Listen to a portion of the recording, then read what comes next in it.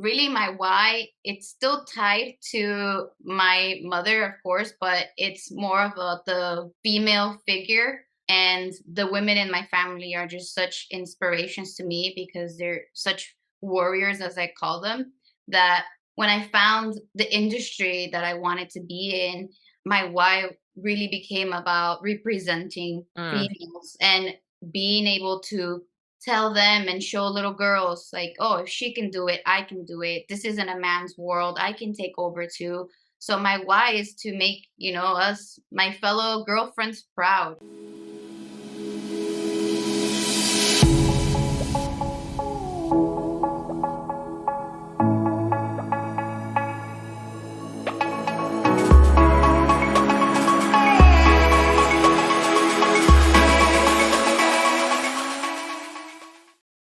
Welcome back to the Bombshell Business Podcast. I'm your host, Amber Hurdle, and I am so excited to finally have our guest today on the show. She is a very special woman. I actually got to meet her and her mom at a speaking engagement I did in Miami, which is one of my favorite places to speak because it's such a cool town. And I just connected with her and I was like, you've got to be on the podcast. And we finally have her on. So I think that you are going to be impressed by her.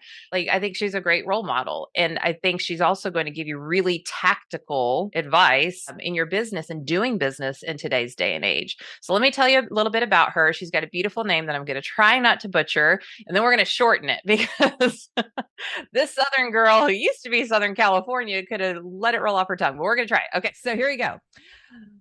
Alejandrina Aguilar. Did I do good? You did wonderful. Hey. Founded Stellar IT Solutions in 2016. Since then, her team has been providing professional and innovative IT services and solutions for businesses throughout South Florida. Allie is committed to excellence and goes above and beyond to provide her clients with the top level support and service that they deserve. Outside of Stellar IT, Allie serves as treasurer for the Women's Chamber of Commerce of Miami-Dade County Board of Directors. And she also sits on the advisory council for the Code Art and the advisory board for Women for Success. So just saying, my girl here is a bombshell, like a bona fide bombshell. She lives the bombshell life. She leads the bombshell life and leads others in it. Welcome to the show, Allie. Thank you so much. It's such a pleasure to be here with you, and I'm excited. Yeah. Well, let's dive straight in because I'm not even going to hint at anything. I just want to tee up your ability to kind of go in the way back machine because I think a lot of times people see somebody be successful and then they're like, oh, it just happened for them like magic poof. And that's not really your story. So can you take us way back and just give us some background of what life was like growing up and how you got to where you are right now? Of course. I actually am very proud of my story. It's something I love to share with others. So I'll go back to where I'm from. I'm originally from Mexico. I was born in a town called Toluca, and I was just me, my mom, and my grandmother. And my mom, being the strong fighter that she is, she decided that it was time for her to give us a new opportunity. So she packed her bags and got in a bus by herself and came here to the US in hopes that she could find, an opportunity to eventually bring me here with her. So during that time, me and my grandmother actually had a clown business, an entertainment company. So we did shows and parties for children's festivities. And it was such a humbling experience as a person because I was a child myself. I was 5 years old when I started working with my grandmother. And some people sometimes hear that and they're like, you were working when you were 5? That's impossible. No way. And I'm like, well, look at this beautiful picture. That's me dressed as a clown. And for some people, it sounds like it's a sad thing. And I guess as an adult, you could maybe think of it that way, that, it's sad that a child at some point has to work, to maintain themselves with their family member. But that was my life. Yet it was wonderful. I was full of joy and wonder. My grandmother made all the efforts and made sure that I still enjoyed my childhood and that it was magical in and of itself. So that's really where I started learning about even running a business itself, because even though it didn't sound like a business to others, it was a business for us. That's how we maintained ourselves, how we did everything. And being able to provide our clients with the best service that they wanted. You know, if they wanted a special show, if they wanted a special piñata, we also made piñatas. We did all kinds of stuff, specific magic trick, little things like that. And it really made me grow up real quick, you know? So Yeah. that's kind of where I come from. It's a low income family story.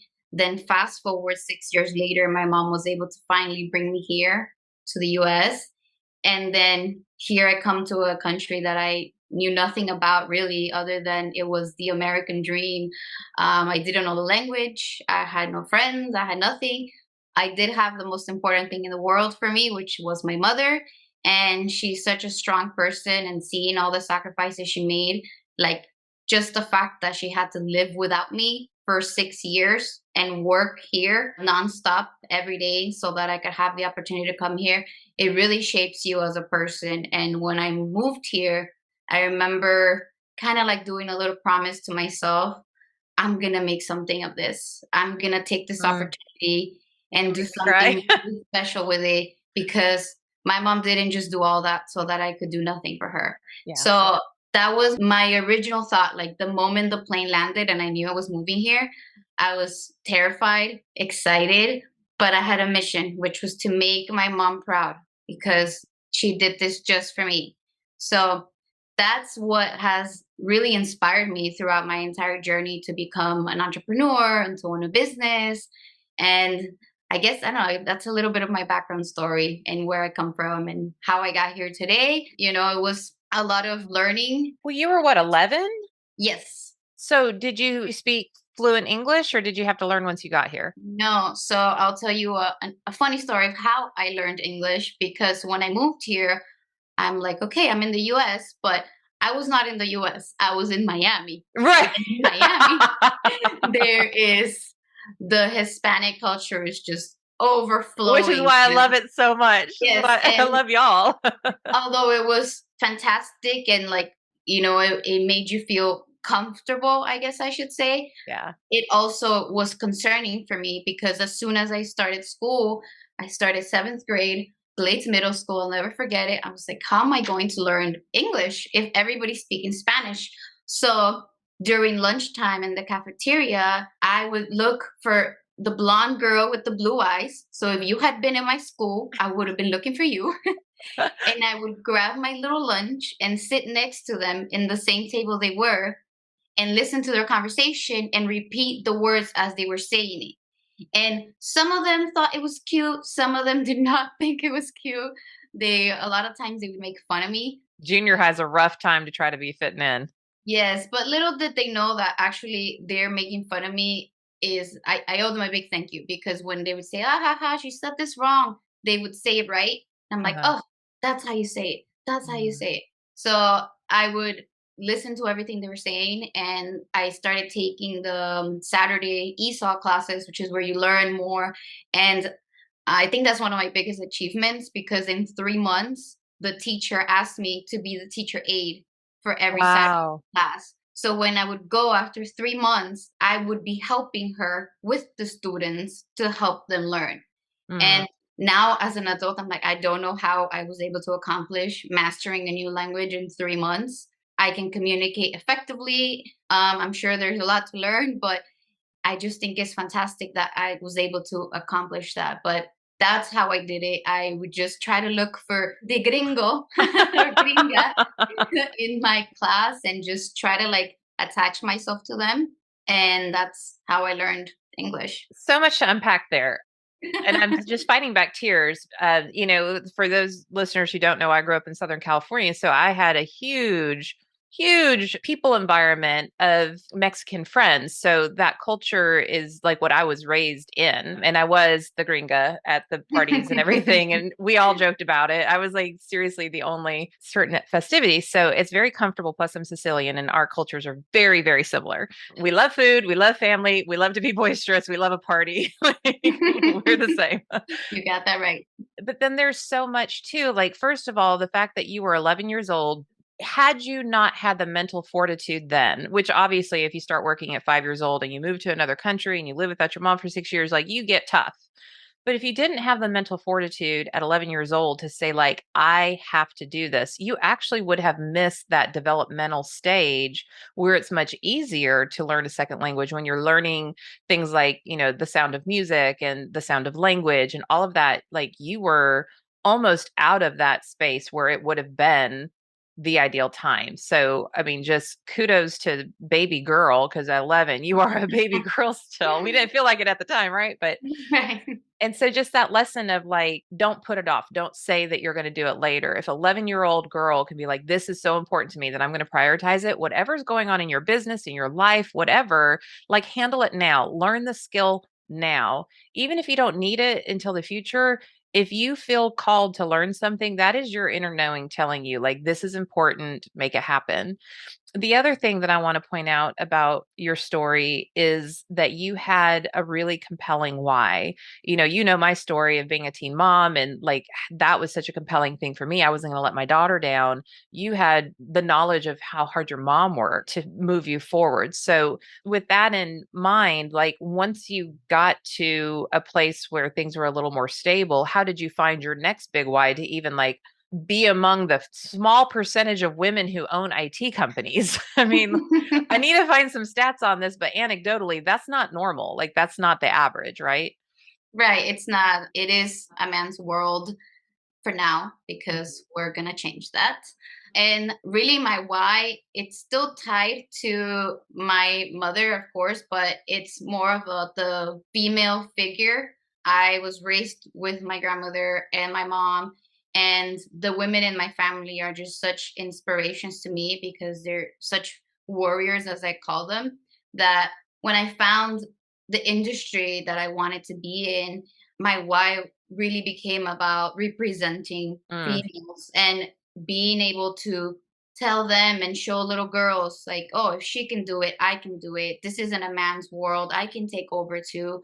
So my why is to make, us, my fellow girlfriends, proud, to yeah. make sure that I'm creating the pathway for future generations to be able to follow it not seem like such a difficult place to go in. So Yeah. that's really where my why leads to afterwards. Yeah. So good. So, I mean, okay, so you're a little Mexican girl who's moving to the United States. Granted, you did land in Miami, which is a softer landing, but between being a Hispanic child in a new country, not speaking the language, and then also, and I'm kind of just put these two things together, although they're very distinct, and then also emerging as a female leader, Hispanic female leader on top of it. Have you dealt with discrimination, whether it's gender or ethnicity or cultural background? And if you have, like, how did you process that? Like, I know you're a bad mama jamma, and I'm sure you're like, get that dirt off my shoulder, but I mean, it still lands on the inside, right? Yeah. Oh, no, of course. So I have dealt with all of that, both being Mexican and being a woman in the industry. With being Mexican, for me, that one was actually easier to kind of go like this too, Yeah. because back in Mexico, I was involved in very cultural activities. And I've always been just so proud of my Mexican culture that nothing that anybody has ever said to me regarding my culture has affected me personally. But the way that I handle it is I try to educate them, Hmm. and show them the beautiful sides of my country, because I feel like a lot of times the reason why people judge something is because they don't know about it enough. Right. And it's easier to just make fun of something when you don't know it rather than say, I actually don't know anything about this culture. Let me learn a little bit before I go and judge somebody for it. Hmm. So I try to educate people. I actually have a funny thing that happens to me quite often. And it's usually when people ask me where I'm from, I'll say, oh, I'm from Mexico. They're like, no way. You don't look Mexican. Oh my Oh, that's great. And I'm like, that's great. God. What do you mean by that? And people usually think I'm just going to accept a compliment. And I'm like, that's actually not a compliment, And I'm like, what do you mean by that? And then usually when I confront them on the spot about why they think it's a positive thing that I don't look Mexican and they don't have an answer, I think it's a little bit of an embarrassing educational moment for them Uh-huh. because they have to like, oh, I don't know why, like, am I supposed to look a certain way? Why is that a positive thing? So I just try to kind of educate on the moment and I deal with it by just like that. And in terms of being a woman leader, that one has been tougher for me to deal with, mostly because on top of being a woman, I'm also younger Yes. and I was I going to add gender to it, but I was like, you're already stacking the deck here. So, So, I mean, I think it's my Mexican cheeks that I attribute to why I look younger. I'm actually about to turn 34, but usually I've been in leadership roles for the last 10, 12 years, and my colleagues are men, and on top of that, they're older than me. So it's more struggling for them to have to, like, oh, I have to listen to you. You're my mhm. boss. You have to tell me what to do. So that has been the hardest one to deal with for me because sometimes I felt like I can't look so pretty, or Right. Oh my God. Yes. I have to look older, or I don't want to wear something too tight, I have to cover up.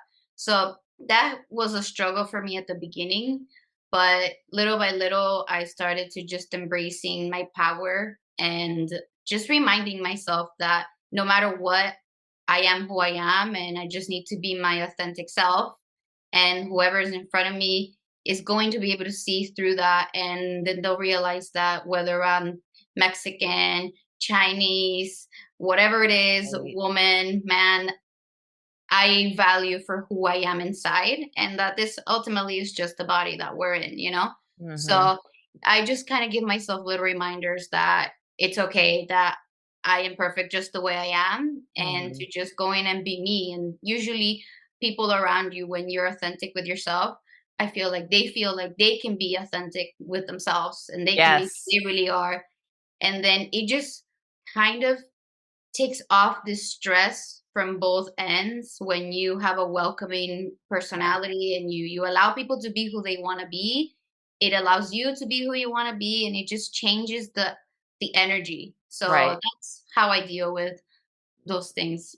And I think that's what drew me to you. I mean, there was a room full of women, and don't get me wrong, I met all kinds of fantastic women that night, but there was something about you and your absolute transparent authenticity that I was just like, I want to know more about this person. And like the way that you were so confident in talking about what it is that you did, but like it wasn't like arrogant or like you were showboating. You were just very like, this is what I do and here's how it works. And like I was just like, oh my gosh. And then I met your mom, who I thought she was your friend.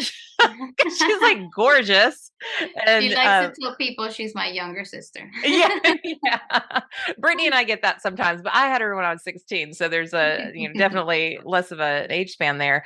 But like even both you and your mom has this very sweet spirit. And I think that that is so, I'm glad that you've gotten there as you have gotten older. And like, girl, you're not, I mean, you have so, like, I'm just, my mind melts thinking about where you're going to go next because it's when you can allow space for somebody else's humanity that that person then suddenly feels safe, which unfortunately in today's day and age is an unusual feeling. And so when you create that safe place, that's a beautiful thing. So okay. Wow, so much there. So let's fast forward. Why did you get into IT? What prompted that? So I love this question because I love what I do, and it's always exciting to share it. So I actually studied psychology at FIU, Florida Okay. International University here in Miami. And when originally I wanted to become a clinical psychologist, but once I finished my bachelor, I was like, okay, I am too empathetic. I feel too much. And if my patient comes to me and they're crying, I'm going to start crying and it's not going to go well. Yeah. So, as soon as I graduated, I had this opportunity to manage a big business. And then after that, I went to manage another big business. And I took on like heavy leadership roles where I was in charge of huge companies. And in that role, of course, you have to manage all departments. And I realized in all of them that the biggest problem that I was dealing with in all these companies that I was helping was with their technology, and that it was holding them back from going to their potential. And coincidentally, during that time, I also started dating my now partner in business and partner in crime, my husband. He was an IT engineer, and he's been in the IT world since he was like 13 years old. And he was working for an IT company, but he was like, super unhappy. The management just he didn't feel like they were doing the best for their clients, and he didn't have the power to make decisions in that company. He was just the engineer. So one day I decided, I made a business plan, and I said, okay, I think I know exactly what the IT world needs. And it's a woman. We need a woman in charge. I'm like, because the reason why clients are not happy with their IT is because somebody's not managing that company right. And the reason the engineers are not happy is because of the same thing. I'm like, this is a woman needs to be in charge of all of this. So I came up with a business plan. I had toyed around the idea with my partner, and he was like, yeah, yeah, that would be nice. Kind of like something you dream about, but you don't really get to. So one day I just went online, I registered the company, I got my EIN. I already had a business plan, I had an operating agreement prepared. So I showed up at the house and I offered him a job. I And love you so much. he was shocked, to say the least, but also very excited. And needless to say, he took the job. And that's when Stellar IT was established. And Wow. haven't looked back since then. So that's how I got into the IT world. So great. I love that. You're like, hey, you're cute, and also I'll employ you. That's fantastic. Yes. So, okay, we kind of talked about this a little bit prior to recording, but prior to COVID, and it's even in my book, The Bombshell Business Woman, I joked that I taught Wilma Flintstone how to do business in a Jane Jetson world because it was like this phobia around anything techie, like beyond email or surfing Facebook, like that is beyond my capacity. That's technology to people.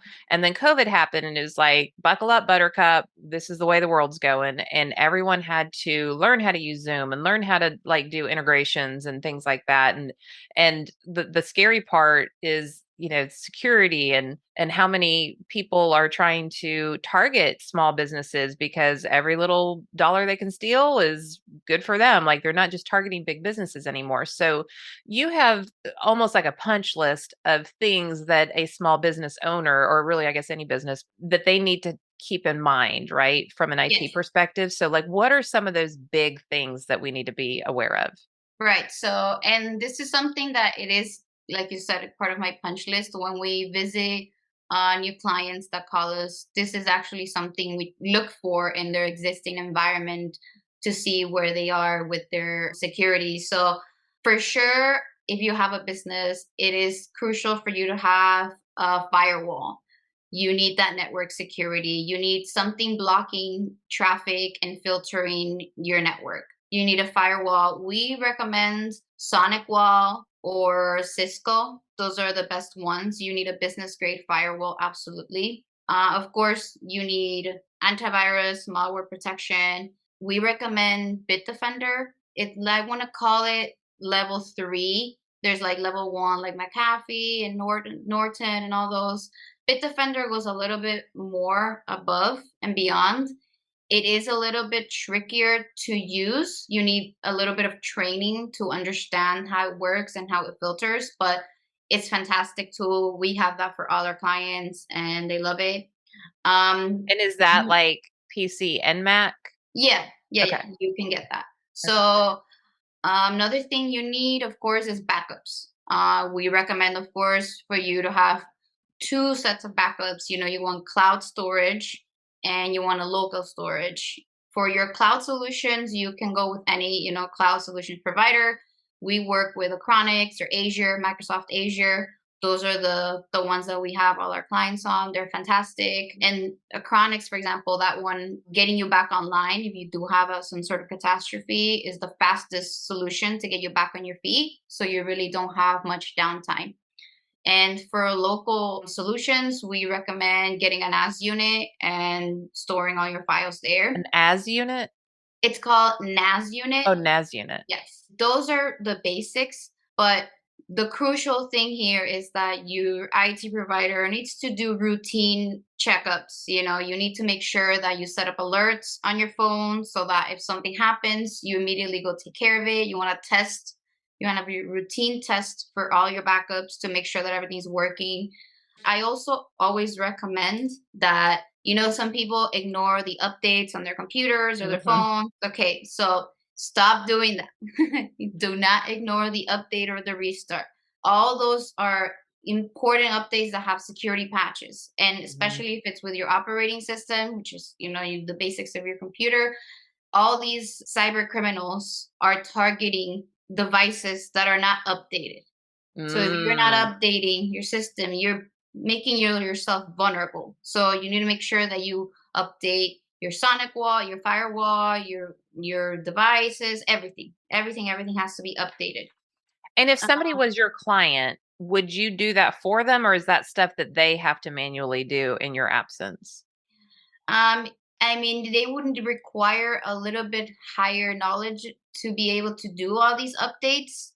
So they would probably need someone to consult with them or someone to sit there and do it for like an hour for them. They could do it, but it's not that easy sometimes because, like you said, a lot of clients usually, once they see a pop-up window, it doesn't even matter what they say. They're already scared of it and terrified of it. So if you are that kind of person, then I would recommend, having an IT consultant at the very least. If you don't want an IT provider, you can have an IT consultant and they can, guide you, navigate through all those updates. Yeah, my guy will call me and be like, "Can I hop into your system real quick? Something didn't back up last night." Like he's kind of just like, if everything magically happens, and every once in a while I'll need to manually do something, but he's pretty good about that. I personally, I try to treat my business like a Fortune 100 company because I'm terrified of, I have very confidential information. I'm a coach, I'm a consultant. Like I have, like that, I take it very seriously. And truly any business should, if you have customer data. Yeah. For your own. The truth is that now everybody carries confidential information. If you have a business, you definitely, you're at risk. If you have any clients, which you want to have lots of them. So, staying compliant is also another big one. You want to follow all for example, if you're in the health industry, HIPAA, if you're in retail, PCI compliance, make sure you are following everything that your state requires for you to be doing so that you're protected. Yeah. Also, you need to have all your settings and your emails, done so that they can filter spam for you. There's different ways that you can do that. You can go in your settings and set things up like that. The best email that we recommend for us is Office 365. It's very professional. It has really good security, really good filtering, and it's all tied into your account. So it's a lot easier to manage. For companies with a lot of employees, we can't stress enough how important it is for you to have security policies. And the rule that we like to go here is the principle of the least privilege. So make sure that your employees don't have any admin access, any admin privileges. If they have that, then they can, by mistake, download or click or do something, and what we've noticed is that 95% of the issues we run into that have to do with downloaded viruses or spoofing or phishing, it's human error, and it's not to be mean to your employees and say, I don't trust you. It's to say, let's be aware and let's be educated and let's look out for things, but let's protect ourselves first. Yeah. You got to make sure you're protected. So if you restrict user permissions, that cuts your risk significantly. So that's a recommendation we do. We also have this cool thing that we like to do for companies. It's called phishing campaigns. and we'll basically go into a company and we'll send a fake spoofed email, and we'll find out who within the company, actually clicked on it. Yeah. And it's a very eye-opening experience. Uh-huh. We've had many times where it's actually the executives that do this.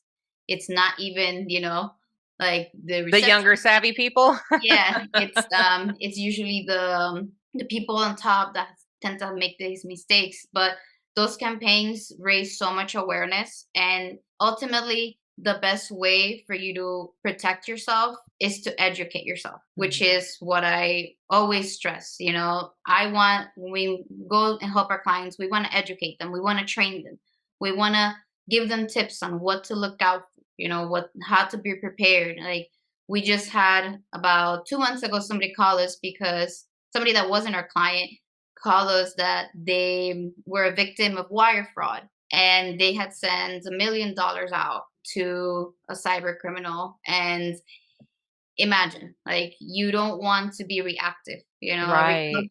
Recovering is harder than protecting. 100%. So we always encourage all our clients, to just be proactive.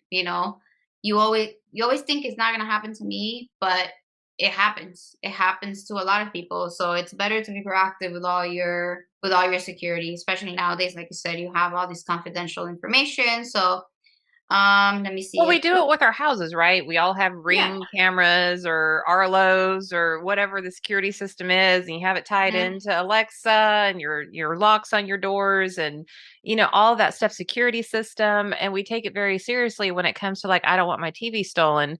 And then we get all lackadaisical in our businesses, and it's like, you got a lot to lose there, like bigger than a TV, lots to lose. And so I just, I love that you're giving very concrete ways that people can proact. I made that note.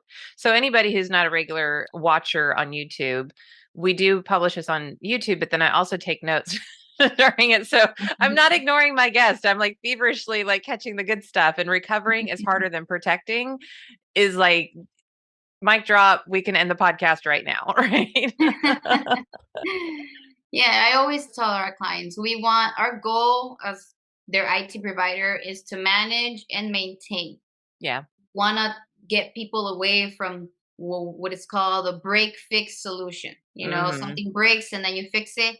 You usually end up spending more money if you Mhm. wait till something happens to then do something about it, than if you proactively protect yourself and you maintain your systems. And if you have somebody that you trust with your IT, it allows you to focus on your business That's and right. use technology the way it's supposed to be. Technology is not there to use you. You're there to use technology to help maximize your business, to take it to the next level, Right. to get new software, new cool things that can help your business and make you different than your competitors. So we want to make sure that that's the vibe that we have with our clients or anybody that we consult with, like, do things ahead of time, protect yourself.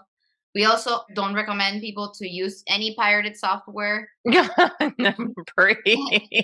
I find this a lot here, and I tell them, pirated software is vulnerable to ransomware. So Yeah.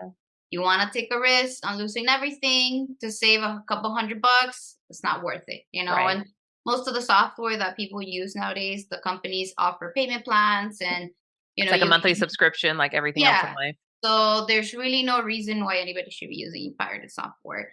Yeah, the main thing is to be aware, to Mhm. use caution when it Do comes you to cybersecurity. do you help people with their tech stacks? Like, do you help them identify, like, this is the business outcome that I want? Here's how we do business. And then do you ever consult on, like, well, in that case, you need a CRM, you need a payment processor, you need this, you need that. How do you make recommendations there? Well, we depends on the industry. All industries have different needs and Mhm. different software and whatnot. So what we do is we go and we do an evaluation, and then we sit down with you and we ask you, what are your goals with your technology? Because your goal shouldn't be just to be functional. Your goal Right. should be to improve and increase productivity. And we do a lot of research for clients too on what the best software is, the newest software is for them.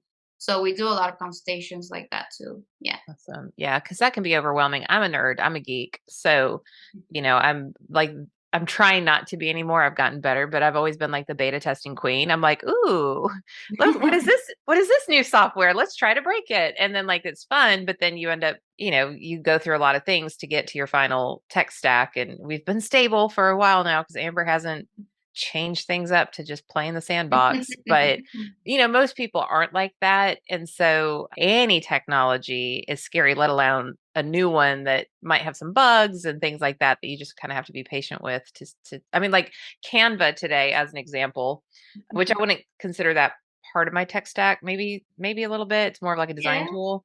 But I mean, I've been with them since 2013 when they started, and I was on their like advisory council as a power user back then. Since then, everybody's surpassed me, but they just had this huge launch today. It was like a live streamed conference, if you will. It's kind of like a Steve Jobs-esque announcement of all these new cool tools that are in Canva now that it's just like mind boggling. And I just remember thinking like in 2000, it was probably 2014 when they were like, okay, before we roll this out, do you want to beta test the app? And I'm like, heck yeah. And it was like such a pain in the it was just like it was not smooth. Like it did the job, but it was not smooth. And there was other apps that were faster. So like, just maybe this is what I'm trying to say.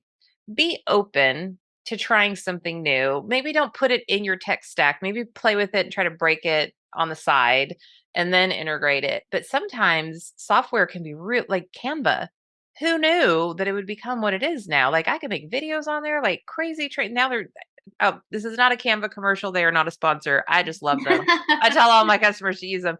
But I guess that's my encouragement is if you're intimidated by something, kind of like you, like you're like, all right, well, I need to learn English. So I'm going to sit down next to the blonde, blue-eyed chick and learn. And that's what you need to do in your business too, like all Absolutely. the time. And to never be afraid to ask questions. And Yeah. I know it's hard sometimes for people to get past that being embarrassed about asking. Yeah. I don't know why I've noticed people sometimes tend to want to pretend that they know everything. Mm-hmm. And I think it's silly, It is. I think that that's the beauty of us humans, you don't know everything. You always learn something new. And if you are open to it and you allow it and you're not embarrassed and you ask questions, you come out on top. Every Always, time. always. And So, people respect you for asking. People respect that you don't try to act like you're a know-it-all and that you do need to learn. I mean, I just think absolutely. about everything I've learned about private equity in the past, handful of years. I didn't know hardly anything, and I knew that that was becoming a presence in my business world, and that it really started out with my customers until they started becoming my customers, the firms themselves.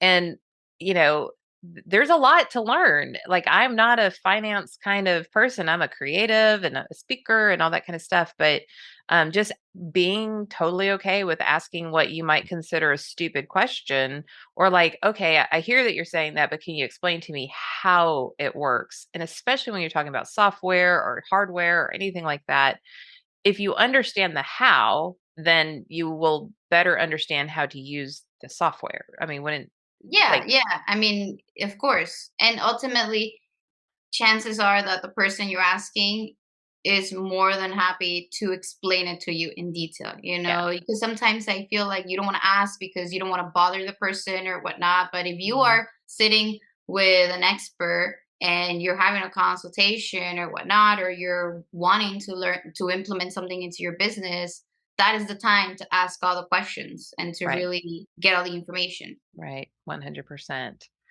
Well, man, we have been all around the world and back.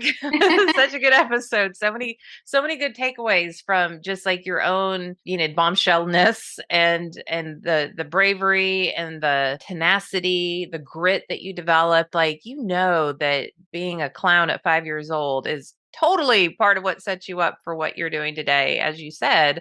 And I just, I've found too with my story of being a teen mom, when we tell those stories, that makes other people that might have grown up in, tricky circumstances or, made decisions like me that made some big impacts in their life. It like makes it okay to still be successful. Like if anything, it's like, that's why I am successful. So never discount that backstory. So I ask every single guest this question, and I can't wait to hear your answer.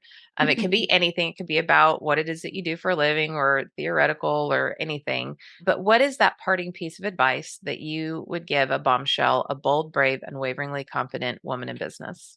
I would definitely say believe in yourself. Mm, I think that is the main thing. You live with yourself, you talk with yourself every day. I think the relationship with yourself is usually the most important one you have. And believe in yourself. Don't wait around for somebody else to believe in you. mm, You are enough. You have value. You can accomplish anything that you set your mind to, anything at all. So believe in yourself. And then slowly but surely, you will see everybody around you starting to see you shining and then believing in you as well and supporting you through your journey. So just believe in yourself and don't give up.